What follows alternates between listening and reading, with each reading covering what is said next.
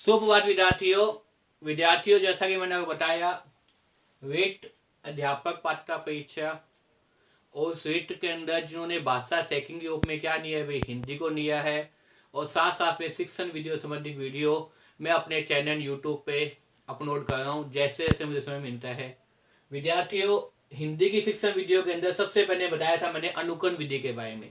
ये बताया था कि अनुकरण कितने प्रकार से होता है, 3 प्रकार से होता है। सबसे पहला जो लेखन है वो है आपके सामने अनुकरण तरीका होता है लेखन अनुकरण। उसके बाद में उच्चारण अनुकरण। उसके बाद में कौन सा होता है अनुकरण तीसरा भेद, रचना अनुकरण। पहला होता है लेखन अनुकरण, दूसरा होता है आपके सामने जो है वो उच्चारण अनुकरण, और तीसरा कौन सा होता है आपके सामने रचना अनुकरण। विद्यार्थियों, इससे पहले मैं 2 भाग बना के अपलोड कर चुका हूं जिसके अंदर मैंने बताया है कि अनुकरण का जो पहला प्रकार होता है, कौन सा प्रकार मैंने बताया था आपके सामने, लेखन अनुकरण। वो किस प्रकार से जो है वो लेखन अनुकरण करता है, विद्यार्थियों कैसे शिक्षक जो है उसको सिखाता है। उसके बाद जो भाग बनाया था वो मैंने बताया था आपके सामने उच्चारण अनुकरण संबंधित, कि उच्चारण अनुकरण के अंदर हिंदी भाषा के अंदर किस प्रकार से छात्र को अध्यापक जो है वो उच्चारण के माध्यम से हिंदी भाषा को पढ़ना सिखाता है। ये 2 भाग बना के मैंने अपने यूट्यूब चैनल पे अपलोड कर दिए हैं और मुझे उम्मीद है विद्यार्थियों आपने वो दोनों भाग देखे होंगे, आपको अनुकरण वास्तव में क्या है वो समझ में आ गया होगा।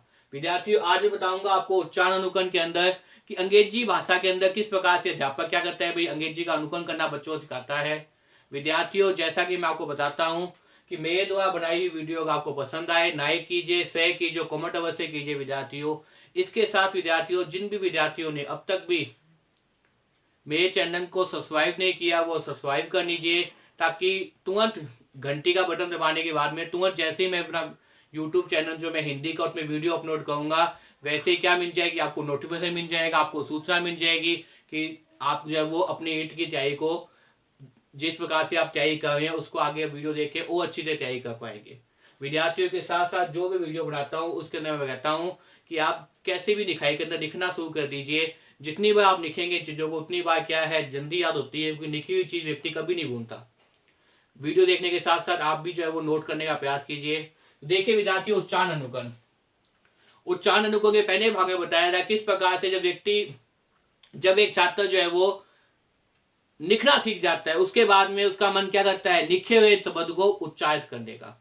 और इसके लिए भी उसके बाद इसके लिए भी उच्चारण करना किस प्रकार सीखता है, वो अपने अध्यापक से उच्चारण करना सीखता है। और मैंने बताया था कि पूर्व प्राथमिक कक्षाओं के अंदर अंतिम जो पीरियड होता है, अंतिम जो क्लास होता है, अंतिम जो घंटा होता है, उस समय ऐसी व्यवस्था की जाती है कि एक छात्र बोलता है, बाकी छात्र उसके अनुकरण करते हैं। वो इसलिए की जाती है अंतिम क्लास के अंदर ताकि छात्र में उच्चारण संबंधी जो टूटियां है या उच्चारण को अच्छी तरह छात्र सीख पाए, इसलिए क्या करते हैं पूर्व प्राथमिक कक्षाओं के अंदर अंतिम जो पीरियड होता है उस समय क्या करते हैं, एक छात्र बोलता है और दूसरे बाकी सब छात्र क्या करते हैं, अनुकरण करते हैं। अध्यापक उसी समय कक्षा में होता है। अगर छात्र कहीं ना कहीं गलत अनुकरण कर रहा है, कहीं ना कहीं गलत उच्चारण कर रहा है शब्दों का, तो उस उच्चारण संबंधी अशुद्धि को छात्र क्या करते हैं, अध्यापक क्या करते हैं, दूर करने का प्रयास करते हैं। उस छात्रों को बताते हैं कि आपने क्या किया, इस शब्द को ऐसे उच्चारित किया है जबकि इस शब्द का उच्चारण ऐसा होना चाहिए। तो मैंने आपको बताया था हिंदी भाषा के अंदर, क्योंकि हिंदी भाषा क्या है, पूर्ण रूप से वैज्ञानिक लिपि है, वैज्ञानिक भाषा है, इसलिए जो लिखा जाता है वही बोलना जाता है, जो बोला जाता है वही लिखा जाता है। ये एक हिंदी भाषा के अंदर सबसे बड़ी विशेषता के रूप में दिखाई देता है कि यहाँ पे किसी प्रकार का कोई संशय नहीं है, जो लिख दिया वही बोलेंगे, जो बोल दिया वही लिखेंगे हम। लेकिन अगर हम बात करें दूसरी भाषा के संबंधी, जैसे अंग्रेजी भाषा के अंदर, तो अंग्रेजी भाषा के अंदर क्या होता है भाई, छात्रों के अंदर ये संशय की स्थिति बनी रहती है कि वो लिखते कुछ है बोलते कुछ है। ये अंग्रेजी भाषा के अंदर कहीं ना कहीं हमें दिखाई देता है। इसीलिए हिंदी भाषा के प्रति या हिंदी भाषा के उच्चारण को अंग्रेजी भाषा की अपेक्षा तुलना की जाए तो एक छात्र ज्यादा आसानी से किस भाषा का उच्चारण सीखेगा, हिंदी भाषा का उच्चारण जल्दी सीख जाएगा। अंग्रेजी भाषा को उच्चारण करने में काफी टाइम लगेगा, क्योंकि कहीं ना कहीं जो संशय की स्थिति है वो अंग्रेजी भाषा में दिखाई देती रहती है। वहां लिखते तो हम कुछ हैं और बोलते हम कुछ हैं, और बोलते हम कुछ हैं, लिखते हम कुछ हैं, ये अंग्रेजी भाषा के अंदर दिखाई देता है। तो देखिए विद्यार्थियों, अंग्रेजी भाषा सिखाते समय इसका महत्व, किसका महत्व, उच्चारण अनुकरण का। अंग्रेजी भाषा को सिखाते समय उच्चारण अनुकरण का महत्व अपने आप में वो अधिक बढ़ जाता है। अंग्रेजी भाषा सिखाते समय उच्चारण अनुकरण महत्व अपने आप में वो अधिक बढ़ जाता है, क्योंकि अंग्रेजी में एक ही वर्ण का उच्चारण अन्य अन्य स्थानों पर बदल जाता है, क्योंकि अंग्रेजी में क्या है, एक ही वर्ण का उच्चारण, जबकि हिंदी में अगर उसने एक वर्ण का उच्चारण करना सीख लिया तो वो जिंदगी भर वैसे ही बोलेगा उस वर्ण को, उसका उच्चारण वो वैसे ही कहेगा। लेकिन अगर अंग्रेजी भाषा की बात करें तो अंग्रेजी भाषा में एक ही वर्ण का उच्चारण अन्य स्थानों पर बदल जाता है। अंग्रेजी भाषा के अंदर एक ही वर्ण कह दीजिए आपके सामने, और वर्णमाला जो अंग्रेजी की है जैसे ABCD, ये जो जेड तक है ये वर्णमाला, इनको क्या बोल सकते हैं, वर्ण बोल सकते हैं, क्योंकि इससे क्या होता है, अभी वर्ड का निर्माण होता है, शब्दों का निर्माण होता है। तो एक ही वर्णमाला में एक ही वर्ण का उच्चारण अन्य स्थानों पर बदल जाता है। अंग्रेजी भाषा में एक ही वर्ण का जो उच्चारण है वह अलग अलग जगहों पे बदल जाता है। अलग अलग जगहों पे क्या होता है, परिवर्तित होता है। वह अलग अलग जगहों में परिवर्तित हो जाता है। वह क्या होता है विद्यार्थियों, अलग अलग जगहों के अंदर परिवर्तित हो जाता है। इसीलिए कहीं ना कहीं विद्यार्थियों में क्या होती है, संशय की स्थिति बनी रहती है।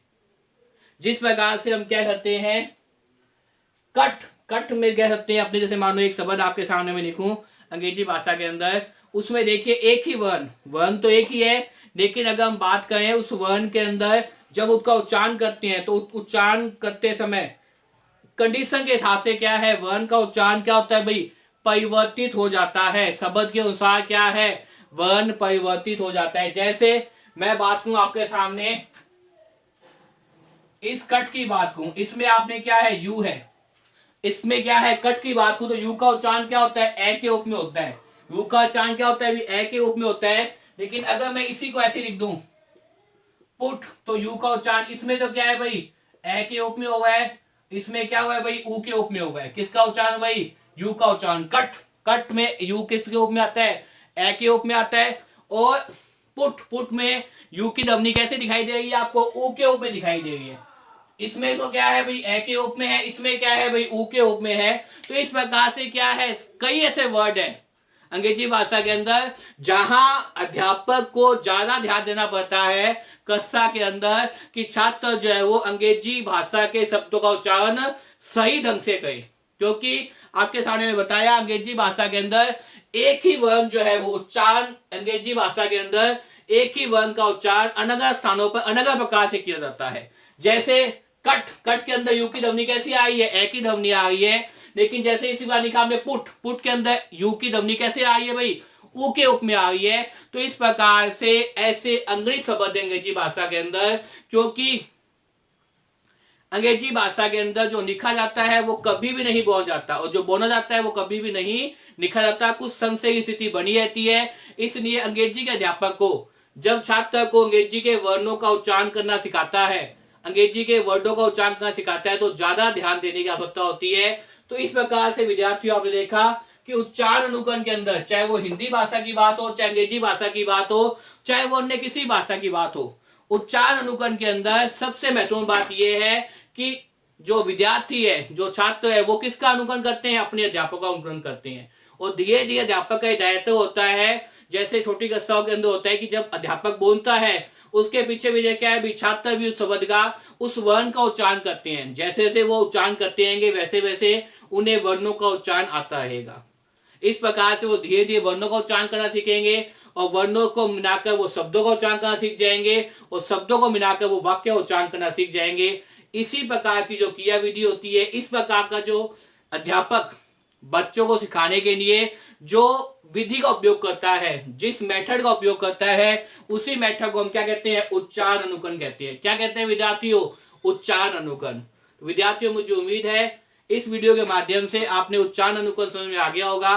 बार बार इस वीडियो को देखिए और याद करने का प्रयास कीजिए। धन्यवाद।